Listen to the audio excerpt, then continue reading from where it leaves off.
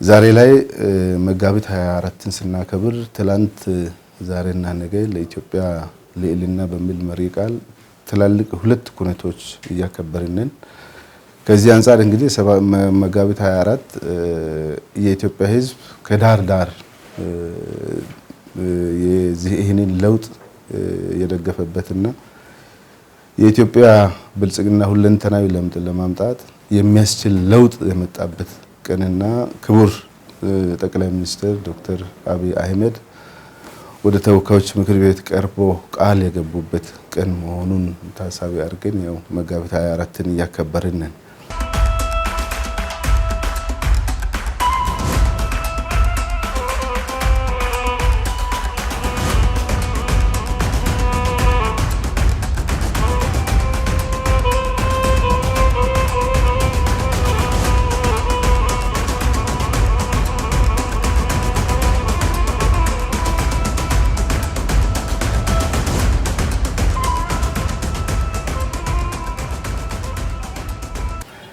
ሁለተኛው እኛ ከምናከብረው ነገር ውስጥ አንዱ የህዳሴ ግድብን በሚመለከት ከፍተኛ የሆነ እርምጃ ተወስዶ ከቆመበት መንቀሳቀስ የጀመረበትና አሁን ባለው ሂደት ላይ ፍጻሜ ሂደት ላይ ያለበት ከመሆኑ ጋር ተያይዞ እንደ ትልቅ ኩነት አድርገን የምናከብርበት ስለሆነ ይህንን በዚሁ ልክ መጀመሪያ ደረጃ መውሰድ አለብን የሚል ነው።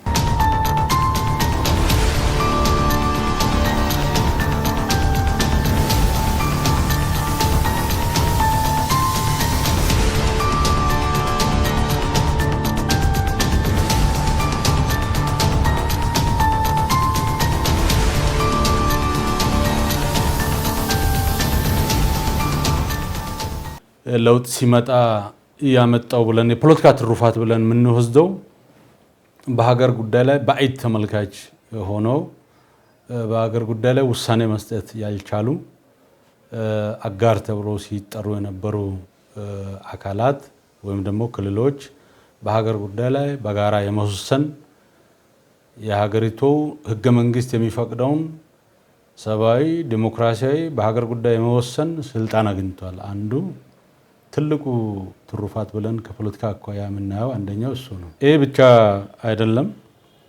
እንደሚታወቀው ለውጥ ሲባል በሀገራችን የመጣው ለውጥ አብዮት አይደለም፣ ሪፎርም ነው። ሪፎርም ስልል ያለውን ጠግኖ ያለውን አስተካክሎ የሚሻሻል የሚቀየር የሚለወጥ ነገር ካለ ለውጦና አሻሽሎ አስተካክሎ የሚመራ ስርዓት ነው የተመሰረተው።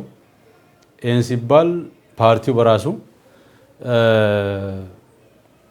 በራሱ ችግር ያለበት ከሆነም የሚያርም ቀድሞ ጥሩ የተሰሩ ጥንካሬዎችን አጉልቶ የሚያሰፋ ተግዳሮት የነበሩ ጉልት የነበሩ ብልሽት የነበሩ ጉዳዮችን ደግሞ አቅዶ የሚፈታ ጽንፍ ያልረገጠ እንዲሁም ደግሞ የአብዮት ተቸናካሪ ያልሆነ ወይም ደግሞ ይሄ አብዮት ብቻ ነው ብሎ በአብዮት ተቸንክሮ የማይንቀሳቀስ ሳይሆን መሐከለኛውን መንገድ የሚከተል መሐከለኛውን መንገድ ሲከተል ሚዛናዊ የሆነ ለሀገር የሚጠቅም ካለፈው ስርዓትም ምንድነው ለሀገር የሚጠቅመው ብሎ የሚወስድ ካለውም ደግሞ ብልሽቱ ምንድነው ብሎ የሚያርም ፓርቲ ነው የገነባ ነው።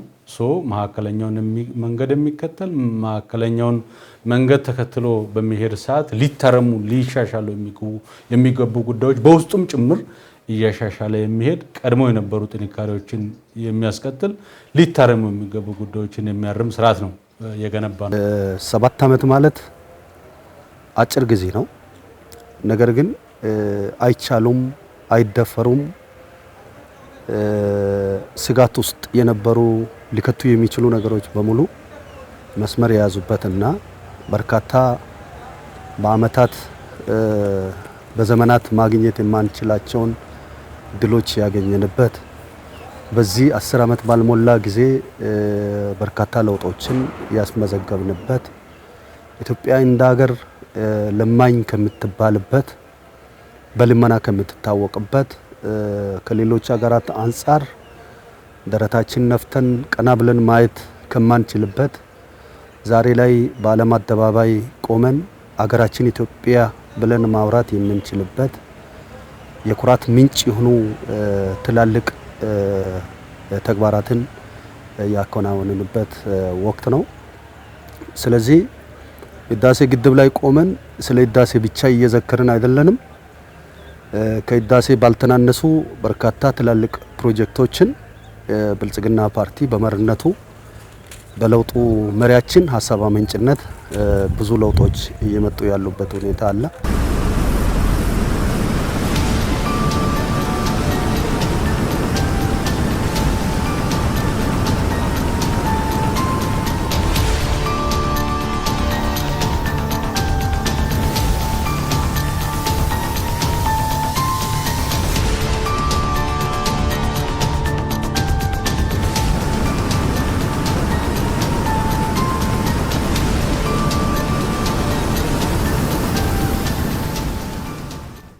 ህዝብን የመጥቀም ጉዳይ ከምንም በላይ ህዝብን ከፍ አድርጎ የማየት ጉዳይ ምክንያቱም ብልጽግና ሰው ተኮር ነው ብለናል። መሪውም ህዝብን የሚመራ ወይንም የብልጽግና አመራርም ሰው ተኮር በሆነ አፕሮች ነው ህዝብን መምራት የሚገባው። ለሰው ጥቅም የሚኖር ፓርቲ ነው። ለሰው ጥቅም የሚተጋ ለሰው ጥቅም ጊዜ የሚሰጥ ቦታ የሚሰጥ ትኩረት ሰጥቶ የሚሰራ ፓርቲ ነው። ሁሉም ነገር ከሰው በኋላ ስለሆነ ማለት ነው እንደ ሀገርም ያሉ ጉዳዮች። ስለዚህ ከዚህ ጋር ተያይዞ በተፈጠሩ የግንዛቤ መፍጠሪያ መድረኮች በተሰጡ ስልጣናዎች እጅግ በጣም ምርታዊ ለውጦች በአመራሩም በአባሉም ዘንድ ቁርጠኛ የሆነ በአቅሙ ልክ በተፈጠረለት ግንዛቤ ልክ ሁሉንም ወጥ አድርገህ ወይንም አንድ አድርገህ ማምጣት አትችልም። እንደየመልኩ የየሰው የስራ አፕታይቱም ደግሞ አቴንሽኑም የተለያዩ ጉዳዮችም ይለያያል። በርግጥም ከዚህ ጋር ተያይዞ በተፈጠሩ ብልጽግና በፈጠራቸው በስልጣና መድረኮች በተዘጋጁ ርዕሰ ጉዳዮች ላይ ከጊዜ ወደ ጊዜ በአመራሩም በአባሉም ዘንድ እጅግ በጣም ትልቅ ለውጦችን ባለፉት ዓመታት እያየን የመጣንበት አለ። እንደ ዞናችንም በለውጥ ጉዞ ላይ ዞናችን ላይ ሰፋፊ የሆኑ ጥያቄዎች እንደነበሩ ይታወቃል። ያው ለውጡን የለውጥ ፈላጊ ኃይል ሙቭ አድርገን ሁላችንም በመሳተፍ ከነባሩ ስርዓት ከአፈና ከእኩል ካለመደመጥ ያላካተተና ከአግላይ አካሄዶች ውስጡና ውጪው ላይ ያለ ልዩነት ሀሳቦች የነበሩበት ሰው በሚናገርበት የማይኖርበት አይነት ሂደት የነበረውን ችግር በተመለከተ ግፊት ነበር። የህዝብ የሁሉም ባለድርሻ አካላት ተሳትፎ የተደረገበት ነው። እንደ ዞናችንም ተጨባጭ ሁኔታ በዛው ልክ ደግሞ ወደ ለውጥ ተገብቶ የለውጡ መንግስት ተመስርቷል። ይሁንና በእነዚህ ዓመታት መካከል እንደኛም ተጨባጭ የተለያዩ የህዝብ ጥያቄዎች ሲነሱ ከነበሩበት እኛም ተቋዳሽ የሆነው ፖለቲካ ለውጡ ትልቅ ትርጉም የሚሰጠው ነው። በዚህ ሂደት ላይ ከዚህ በፊት ሀሳቦች የማይከበሩበት እንደሆነ ይታወቃል። በአጠቃላይ የልዩነት ሀሳብ ካለ ያ ማርጂናላይዝ ይደረጋል፣ ይለያል፣ ልዩ ክትትል ይደረግበታል፣ ሀሳቡ አይደመጥም። ቀጥሎ ደግሞ የእቅድ አካል ተደርጎ አይሰራም። እሱ ብቻ ሳይሆን እንደነዛ አይነት ሀሳቦችን የሚያራምዱ አካላት እንደ ጽንፈኛ ይታያሉ። ስለዚህ እንደ ዞናችንም ቢያንስ ሀሳቦችን ማድመጥ ማካተት ቢያንስ እውቅና መስጠት በወጣቱ ዘንድ ሲነሳ የነበረው በምሁራኑ ዘንድ ሲነሳ የነበረው በሀገር ሽማግሌዎች ሲነሳ የነበረው ያ የፖለቲካ ርዕዮተ ዓለም ልዩነት ያላቸው አካላትም ሲያራምዱ የነበረውን ሂደት ተፎካካሪ ብለን ተቃዋሚ ከማለት እኛ ጋም በጋራ ተቀናይቶ በመስራት ሂደት ላይ የነበረው የስነ ምህዳር የሰፋው የስነ ምህዳር አንዱ የለውጡ ትሩፋት ነው ብሎ መውሰድ ይቻላል። እንደ ዞናችን እንደ ክልላችን በርካታ ስራዎች ተሰርቷል። እንግዲህ የፓርቲያችን መጀመሪያ ታሪካዊ መጀመሪያ ጉባኤ ላይ የተወሰኑ ውሳኔዎች ነበሩ። ከውሳኔዎች ውስጥ አንዱ የአደረጃጀት ጥያቄ ነው ነበር። አደረጃጀት ጥያቄ እኛ በክልል እንደራጅ ጥያቄ ነው። ይሄንን የአደረጃጀት ጥያቄ ከሚጠይቁ ዞኖች ወይ አካባቢዎች ውስጥ አንዱ የኛ ክልል የኛ ዞንም ነው። ይሄ በተገቢው መልክ ጥናት ተካሂዶ በተደጋጋሚ ጥናት ተካሂዶ ለጥናቱ ምላሽ ተሰጥቶ እኛም ዛሬ ላይ የደቡብ ኢትዮጵያ ክልል ተብለን ተጠርተን ራሳችን ችለን እየተንቀሳቀስን ያለንበት ሁኔታ ነው ያለው። ክልላችንን በራሱ ትልቅ ሁኔታዎችን በራሱ ጊዜ አምና ላይ 2016 ላይ ጠቅላላ ከከተሞች አገር አቀፋዊ ከተሞች ቀን ከማክበርም ጋር ዘንድሮ 2017 ላይ ህዳር 29ን ከማክበር ጋር ሌሎች የደቡብ ኢትዮጵያ ምስረታ ጋር ተያይዞ ያሉ ከፍተኛ የሆኑ ስራዎች የተሰሩበት ራሳቸው ችሎ በኢኮኖሚም በማህበራዊም በፖለቲካም ክልሉ ራሱን በራሱ እያየ በሁሉም ዘርፍ ላይ እያደገ ያለበት ራሱን የቻለበት ሁኔታ ነው። ይሄ እንግዲህ ከለውጡ ውስጥ አንዱ እንደ ዞናችን ከለውጡ አመታት በፊት የነበሩ የጸጥታ ችግሮችን ሁላችንም የምናውቀው ነው የሚሆነው። ይሄ ከክልል አደረጃጀት ጋር ተያይዞ ከሌሎች ከመልካም አስተዳደር ጥያቄዎች ጋር ተያይዞ በየቦታው ከሚፈጠር የጸጥታ ችግር ጋር ተያይዞ ይፈጠሩ የነበሩ የጸጥታ ችግሮችን እናውቃለን። ከለውጡ ማግስት በኋላ ግን እነዚህን ተሻግረን ህዝቦቻችንን ከጎናችን አሰልፈን ህዝቡ የወንጀል መከላከሉ ባለቤት እንዲሆን ተደርጎ የመጡ ለውጦች የሚቆጠሩ ናቸው ማለት እንችላለን። በተጨባጭ የሚቆጠሩ ናቸው፣ የሚለኩ ናቸው፣ የሚመዘኑ ናቸው። ስለዚህ በዞናችን አንጻራዊ የሆነ ሰላም ዘርግተናል፣ አረጋግጠናል ብለን አፋችንን ሞልተን መናገር እንችላለን። ምክንያቱም ከዛሬ 7 ዓመት በፊት የነበሩ የጸጥታ ችግሮች አሁን ላይ የሉም። ይህንን ህዝቡ የሚመሰክረው ነውና ስለዚህ ይህን ማስቀጠል መቻል አለብን የሚለውን ይዘን እየሰራን እንገኛለን።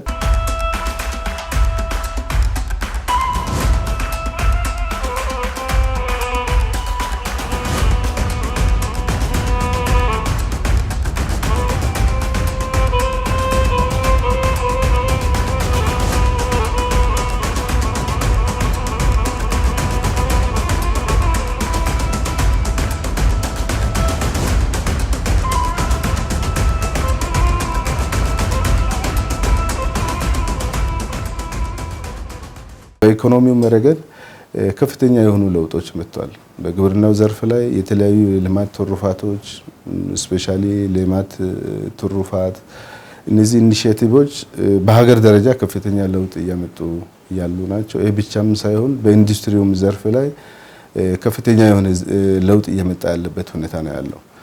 አሁን ባለው ነባራዊ ሁኔታ መንግስታችን ከዚህ በፊት በአንድ ዘርፍ ላይ ሲንጠለጠል የነበረውን ኢኮኖሚን በብዝሃ ዘርፍ ለምሳሌ በግብርናው ዘርፍ፣ በኢንዱስትሪውም ዘርፍ፣ በቱሪዝም ዘርፍ፣ በሌሎችም አሁን እኩል ማደግ አለባቸው የሚለውን ታሳቢ ተደርጎ በበርካታ ሁኔታ እያደገ ያለበት ሁኔታ ከአገር እያየን የመጣንበት ሂደት ነው ያለው። የዚህ የአምስቱ ብዝሃ ኢኮኖሚ ዘርፎች ቁልፉ ግብርና ነው። ግብርናው እንግዲያውስ ሌሎቹንም ፋሲሊቴት ያደርጋል፣ ይመጋገባሉ እነዚህ። ስለዚህ ተረጅነትን ስናወራ በቤተሰብ ደረጃ የምግብ ዋስትና ከማረጋገጥ ጋር ተያይዞ ከዛ አልፎ ተርፎ ስለ ምግብ ዋስትናን ከማረጋገጥም አንጻር ግብርና ቁልፍ ሚና ይጫወታል። ስለዚህ በሀገር ደረጃ ከተነደፉ በክቡር ጠቅላይ ሚኒስትራችን ከተነደፉ ዋና ዋና ኢኒሼቲቮች አብዛኞቹን ሰብስቦ የያዘው ግብርና ነው። የመጀመሪያው ኢኒሼቲቭ በእንስሳት ዘርፍ በሌማት ትሩፋት ላይ የተነደፉ ኢኒሼቲቮች ናቸው። ይሄ ሌማት ትሩፋት ሲናወራ የሌማት ትሩፋት ኢኒሼቲቭ ዓላማ ያደረገው 5 ቁልፍ ጉዳዮች አሉ። አንደኛው በቤት ደረጃ ትርፍ ማምረት ነው። ትርፍ አምርቶ ለራሱ ተጠቅሞ ከዛ የተረፈው ሽጦ መጠቀም አለበት፣ ወደ ገንዘብ መቀየር አለበት ከሚል ነው። ሁለተኛው ወደ ውጭ የምንልካቸውን የውጭ ኤክስፖርት ምርቶቹን በአገር ውስጥ የመተካት ጉዳይ ነው። ሶስተኛው ከውጭ የሚገቡትን በአገር ውስጥ ምርት መተካት ነው። አራተኛው ስራ ዕድል መፍጠር ነው እና እንደዚህ እያለ የሚቀጥል የራሱ ዓላማና ፒላሮች ያሉበት ዘርፍ ሆኖ እየተተገበረ የቆየ ዋና አማራጭ ነው። ስለዚህ ይሄን ከዚህ ከሌማት ትሩፋት አንጻር በርካታ ስራዎች እንደ ዞናችን ተሰርቷል። በተለይ ከወተት መንደር ከመፍጠር ስጋ መንደር ከመፍጠር የዶሮ መንደር ከመፍጠር የአሳ መንደር ከመፍጠር የማር መንደር ከመፍጠር አንጻር 5ቱ ዋና ዋና ጉዳዮች አሉ።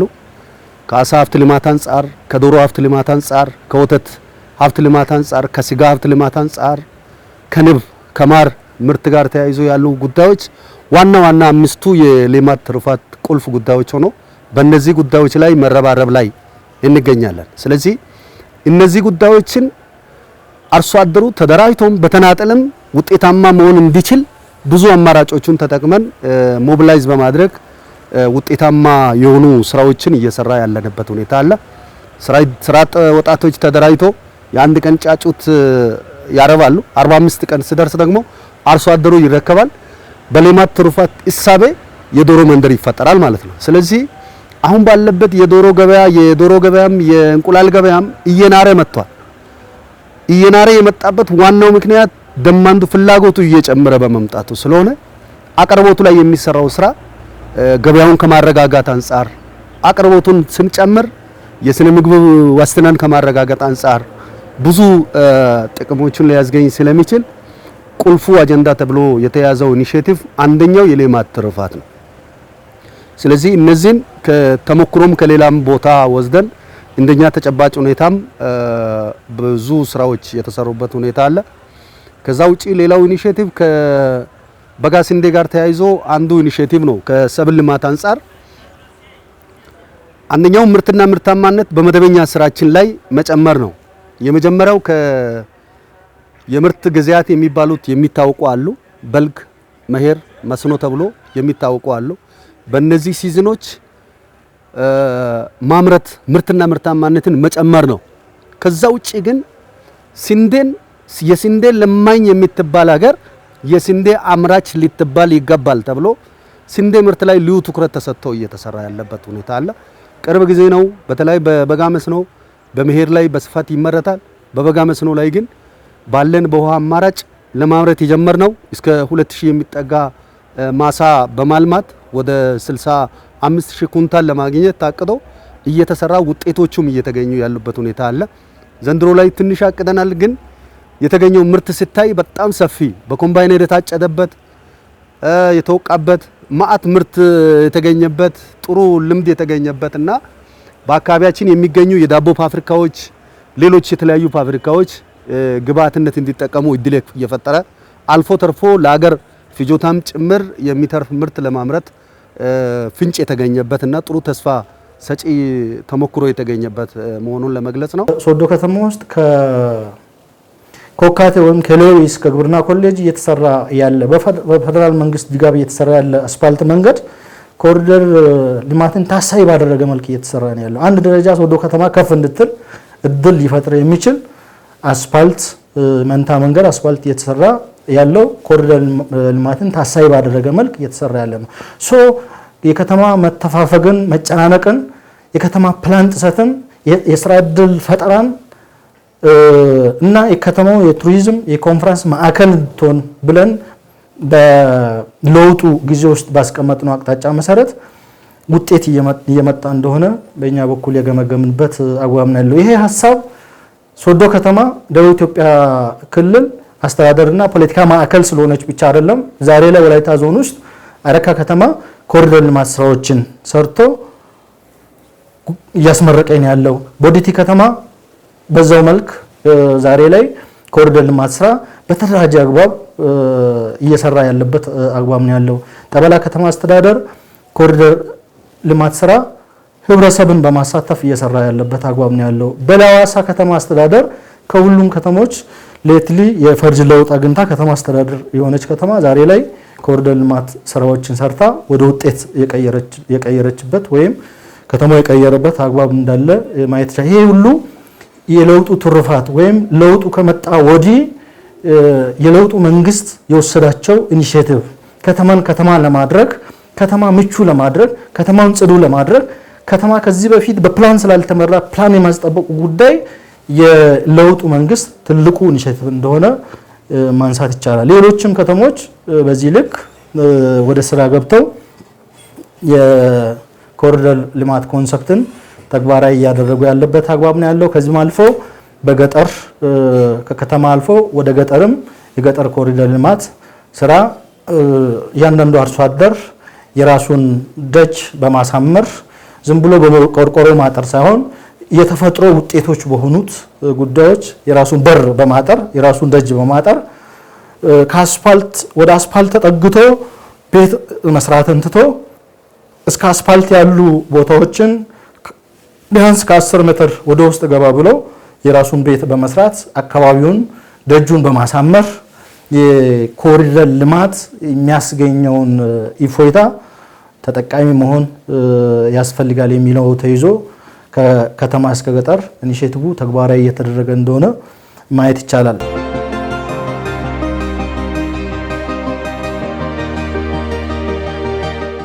ይህ በማህበራዊ ዘርፍ ላይ ከፍተኛ የሆነ ለውጥ መጥቷል። ፓርቲያችን ያው ሰው ተኮር ነው። ሰው ተኮር ፓርቲ እንደመሆኑ መጠን በትምህርት ዘርፍ፣ በጤናው ዘርፍ ከፍተኛ የሆነ ውጤት እየመጣ ነው ያለው። አንደኛ በትምህርት ዘርፍ ላይ ትምህርት ጥራት ከማስከበር ጋር ተያይዞ ያሉ ነገሮች አሁን ላይ ከጊዜ ወደ ጊዜ እየተሻሻለ የመጣበት ሂደት ነው ያለው። ተማሪ ከዚህ በነበረው ወቅት ላይ የነበረው ነገር ሁሉ ተሻሽሎ አሁን ባለው ሂደት ላይ አውቆ ተምረው ለሀገር ተረካቢ የሚሆንበት ሂደት እየተፈጠረ ያለበት ሂደት ነው ያለው። ይሄ እንግዲህ በጥሩ ጎን መውሰድ ይቻላል። በጤናውም ዘርፍ ከዚህ በፊት የነበረው ምንድነው መከላከልን መሰረት ያደረገ ጤና ነው የሚባለው።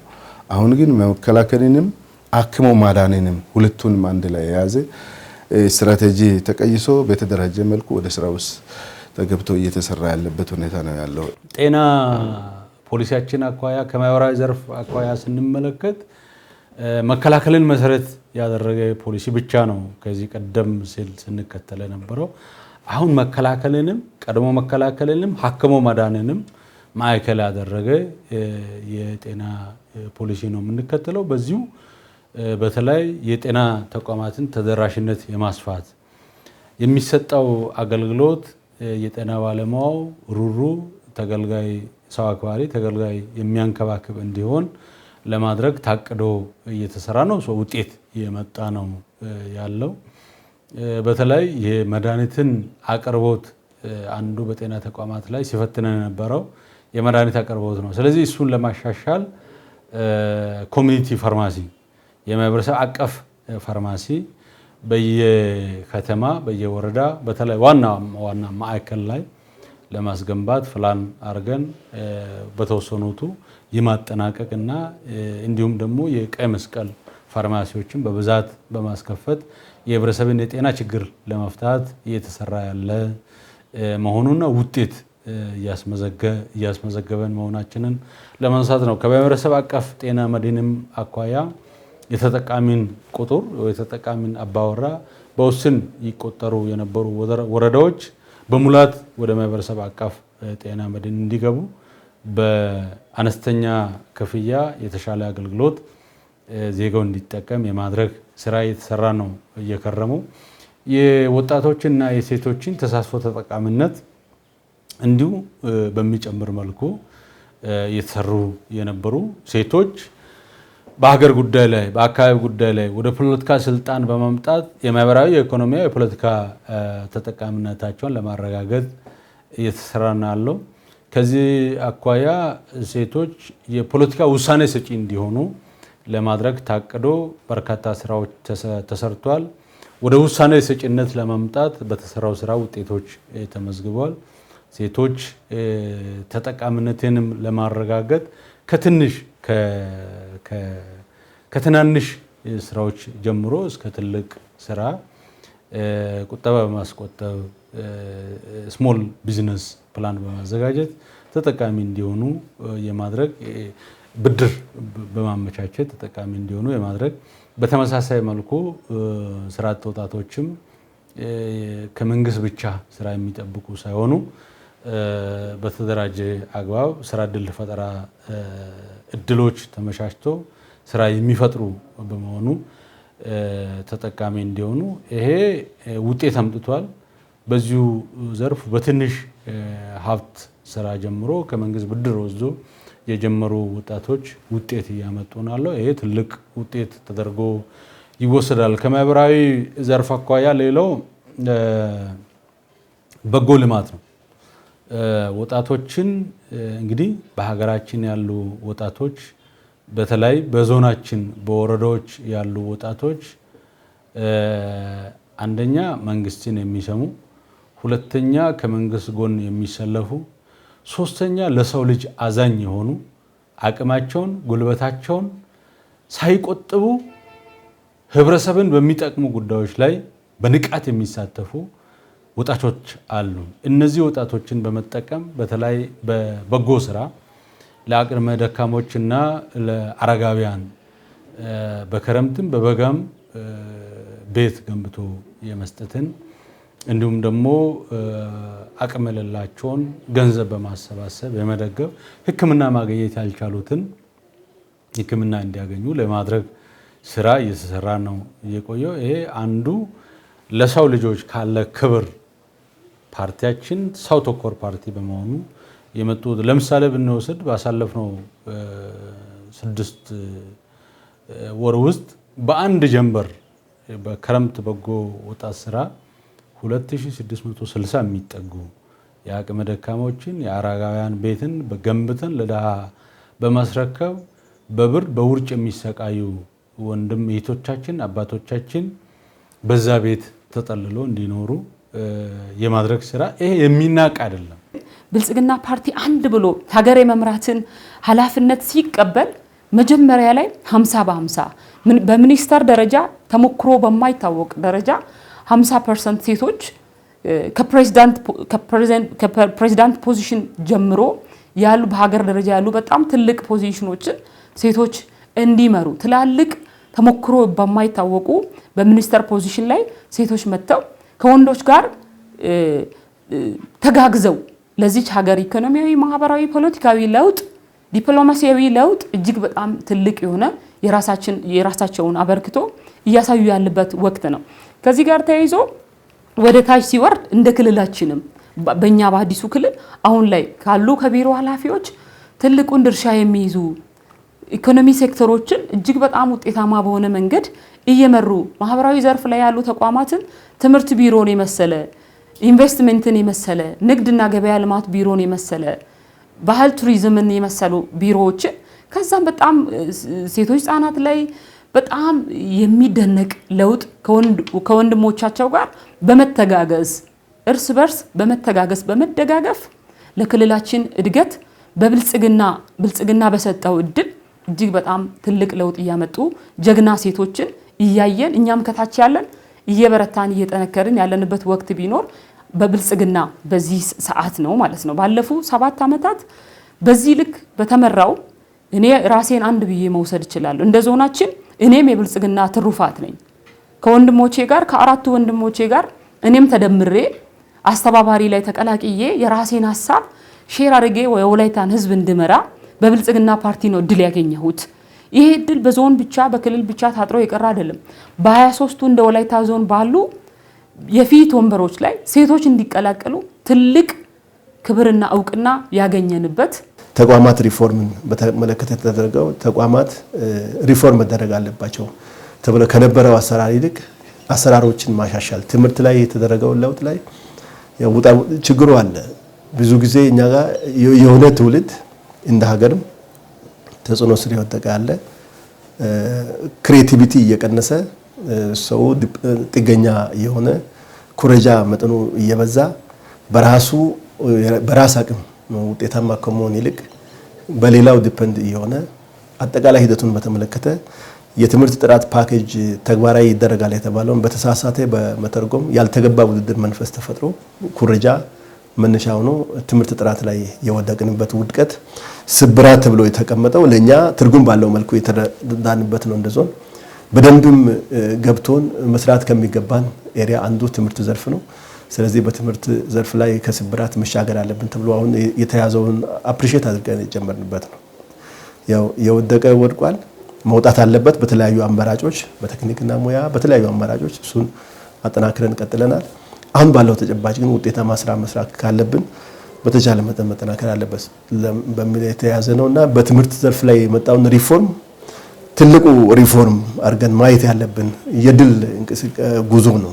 በለውጥ ሂደት ላይ ያው ከውድቀት ከስብራት ያዳነ ነውና አሁን ስብራት ግን አሁን ባለንበት ደረጃ ያማል፣ እጅግ በጣም ቶርች ያደርጋል፣ አሳሳቢም ነው።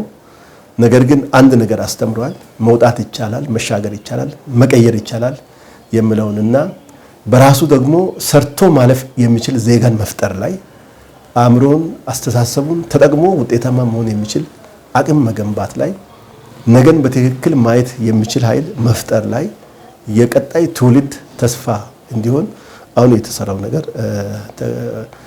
በአዎንታ የተወሰደ ስለሆነ ተጠናክሮ እንዲቀጥል እየሰራን ያለ ነው።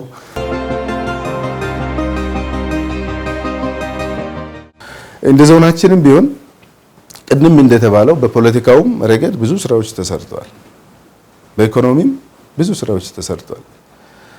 እንደሚታወቀው የቅርብ ጊዜ ትዝታችን የሚሆነው ከዛሬ 7 ወር በፊት ቆሞ የነበሩ ፕሮጀክቶችም ጭምር መንቀሳቀስ የጀመሩበት አሁን ከሌዊ ግብርና ኮሌጅ አስፋልት መንገድ አሁን በጥሩ ሁኔታ እየሄደ ያለበት ትላልቅ ፕሮጀክቶች። ሁለተኛው ሱማሞ አየር ማረፊያ የህዝብ ጥያቄ ነው የነበረው። ይህንን ማንም አይደለም የሰጠው፣ ፓርቲያችን ብልጽግና ነው ለዚህ ምላሽ የሰጠው። ሱማሞ አሁን ስራ ሁሉ ነገር ጨርሰው ወደ ስራ ውስጥ ገብቶ ስራ ላይ ነው አሁን ያለው። ይሄ ትልቅ ተስፋ ነው ለኛ አካባቢ። ይሄ ብቻም ሳይሆን የወይቦ መስኖ ተቋም የህዝባችን ጥያቄ ነው የነበረው። ይሄ ተቋም ከገባበት አጣብቅኝ ውስጥ ገብቶ መንቀሳቀስ የጀመረበት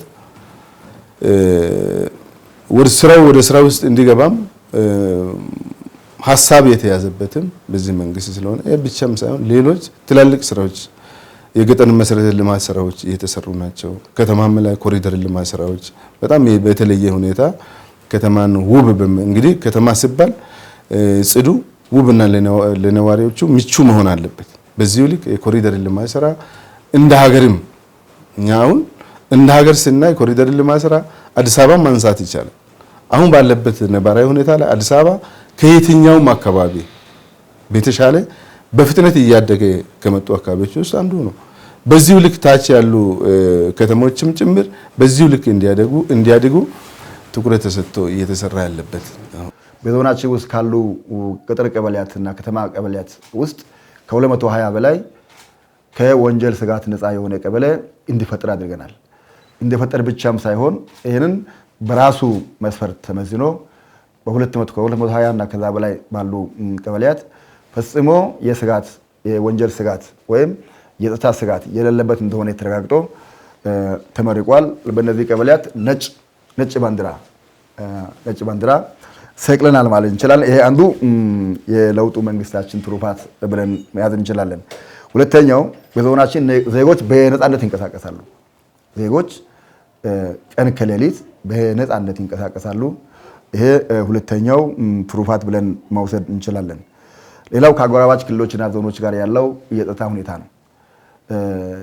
የሚፈጠሩ የጸጥታ ችግሮችን በጋራ ቁጭ ብለን በቅንጅት ተናበን ተቀናይተን ተወያይተን መላው ህብረተሰባችንን አሳታፊ አድርገን የሌሎች ክልሎችንም የኛንም አካቶ አጎራባች ዞኖችንም የጸጥታ ኃይላትን የጋራ እቅድ አዘጋጅተን የጣምራ ስራ በጋራ እየሰራን የተፈጠሩ ችግሮችንም የፈታንበት ሁኔታ አለና ሌላው የወንጀል መጠንን አሁን ያኔ ከ7 ዓመት በፊት የነበረና ከ7 ዓመት በኋላ ወይንም ከ1 ዓመት በፊትና በኋላ አሁን ላይ ደግሞ 2017 ግማሽ ዓመትን በምናይበት ጊዜ የወንጀል መጠን ቀንሷል። በእቅዳችንም የወንጀል መጠንን በ10% ለመቀነስ አቅደን ሰርተን በ14.9% ወንጀል በዞናችን ቀንሷል። ይሄን በተጨባጭ እንግዲህ አረጋግጠናል። ስለዚህ ይሄ አንድ ለውጥ ነው ብለን እናስባለን። ሌላው በህገወጥ ንግድና በኮንትሮባንድ ዙሪያ የሚሰሩ ስራዎች አሉ። ጠንካራ ክትትልና ቁጥጥር እናደርጋለን።